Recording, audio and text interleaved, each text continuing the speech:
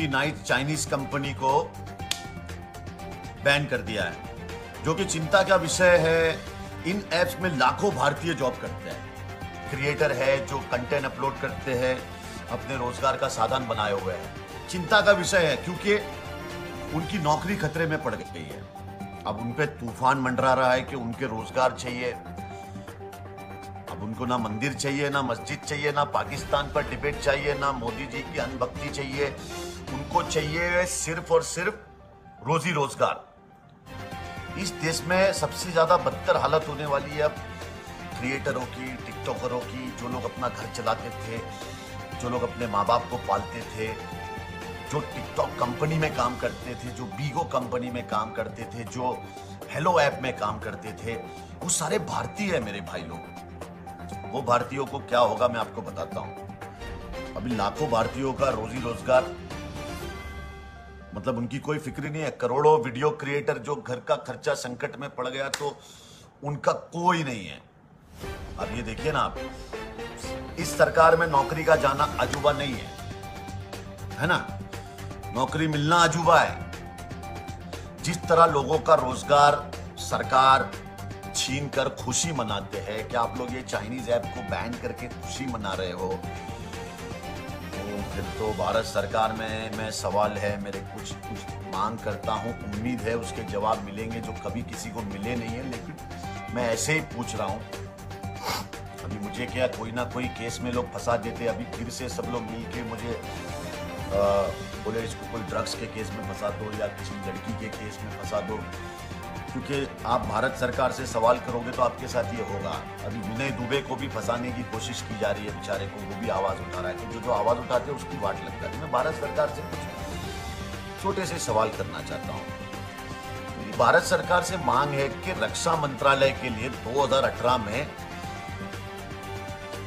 639 करोड़ 639 करोड़ रुपए आईटीबीपी में जवानों के लिए बुलेट प्रूफ जैकेट खरीदने के लिए चीन को टेंडर दिया गया था, जो कि कुछ ही महीने में वो जैकेट्स इंडिया आने वाले थी। क्या भारत सरकार ने और उनके भक्तों ने साथ चीन के सामान का बहिष्कार कर ये 639 करोड़ वापस लेने के लिए कोई मांग की है कि नहीं? चीन के एक बैंक से भारत सरकार ने 5700 करोड़ रुपए का लोन लेने के पेपर डाले हैं। अब समझ में यह नहीं आता कि भारत कभी खोखला हो ही नहीं सकता। अब इससे ज्यादा क्या खोखला होगा भारत यार? हमारे भारत की तो सोने की चिड़िया को पीतल का बना दिया गया है ना? अब चाइनीज 59 एप्स को बैन होने की खुशी मना रहे हैं लोग हैं। अरे रोजगार बैन हो गए लोगों की, आप किसी की नौकरी जाने का, किसी का घर बर्बाद होने की खुशियां मना रहे हो। भाई टिकटॉक पर वीडियो बनाने वालों को हमेशा लोग कहते हैं कि ये मुजरा करने वाले हैं, इनको मुजरा करार दे दिया, मतलब ये मुजरा करने वाले करार दे दिया, इनको बेबी बोला गया, इनको क्या क्या नहीं बोला गया, है ना? लेकिन ये भी ध्यान रखिए कि कोई भी धंधा छोटा नहीं होता और धंधे से बड़ा कोई धर्म नहीं होता। अपने पेट के लिए जिस्म तक लोग बेच देते हैं। हालांकि टिकटॉकर तो अपने हुनर को, अपने टैलेंट को सामने रखकर अपना घर चलाते हैं, अपनी रोजी रोटी चलाते हैं। अब हिंदुस्तान में जॉब तो मिल नहीं रही है, पढ़े लिखे बच्चे, उनके पास कोई जॉब नहीं है, तो उनको घर का खर्चा कहीं ना कहीं से तो चलाना है। तो वो इस तरह से बेचारे टिकटॉक पे क्रिएटर बन के, दूसरे ऐप पे क्रिएटर बन के अपना खर्चा चलाते हैं। वहां से उन्हें पैसा मिलता है, ऐड मिलती है, फिर उससे वो अपना घर चलाते हैं।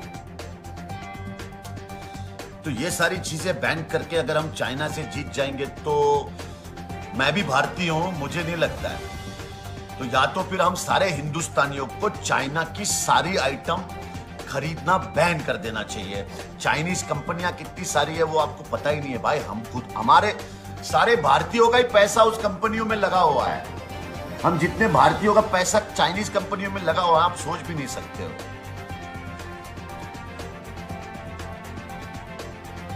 बस यही मेरी भारत सरकार से मांग है कि सर ये जो बेरोजगार लोग हो जाएंगे, अब जो अपने माँ बाप को पालते हैं, जिनका घर चलता था, जो अपने घर वालों को खिला रहे थे, जो अपने सपने पूरे कर रहे थे, बच्चे वहां से पैसा लेके अपनी पढ़ाई पूरी कर रहे थे, अपनी बहनों की शादी कर रहे थे, वो लोग अपने माँ बाप के दवाइयों का इलाज कर रहे थे, वो क्या क्या नहीं कर रहे थे। अब ये सारी चीजें बंद हो जाएगी। अब इसमें कोई भक्त आके मुझे बोलेंगे, मैं ये मैसेज भारतीयों के लिए बना रहा हूं, मैं भक्तों के लिए नहीं बना रहा हूं। और मेरे को लगता नहीं कोई भक्त अब बचे भी है। ये तो सिर्फ बीजेपी का आईटी सेल है जो आके यहाँ पे कमेंट करता है और आपस में लड़ाइयां करवाता है। मुझे लगता नहीं अब कोई, कुछ बचा ही नहीं है। हमारा देश इतना खोखला कर दिया है, भारत देश को, सोने की चिड़िया को अब क्या कर दिया। बिहार में इलेक्शन है, लेकिन बिहार रेजिमेंट को ही वहां चाइना बॉर्डर पे मारा जा रहा है। अब देखिए, जवान गोली खा रहे हैं, जवान गोली खा रहे हैं, किसान भूखे मर रहे हैं, नेता माल खा रहे हैं। अब देखिए, हम भारतीय बन के नहीं सोचेंगे ना, हम कभी जिंदगी में आगे नहीं बढ़ पाएंगे। तो मेरे यारों, मेरे प्यारों, मुझे किसी से कोई प्रॉब्लम नहीं है। मुझे सिर्फ और सिर्फ मेरे बच्चे के फ्यूचर का सवाल है, मेरे देश के फ्यूचर का सवाल है, मेरे हिंदुस्तान के, मेरे भारत देश का सवाल है। तो अगर आपको बात सही लगे तो आगे तक पहुंचा देना।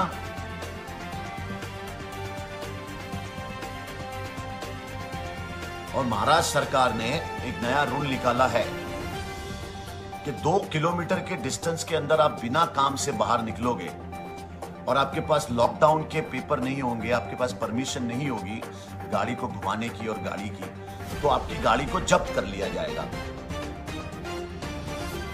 तो इसलिए उद्धव ठाकरे जी का भी सपोर्ट करिए, क्योंकि उद्धव ठाकरे जी ने जो महाराष्ट्र के अंदर काम किया है वो काबिले तारीफ है। उन्होंने महाराष्ट्र को और सारे महाराष्ट्र के जितने भी लोग हैं हमारे मुंबई के, उनके अंदर कोई भेदभाव नहीं किया, अपने बच्चे की तरह सबका ख्याल रखा। मैं उद्धव जी को दिल से सलाम करता हूं और करता रहूंगा।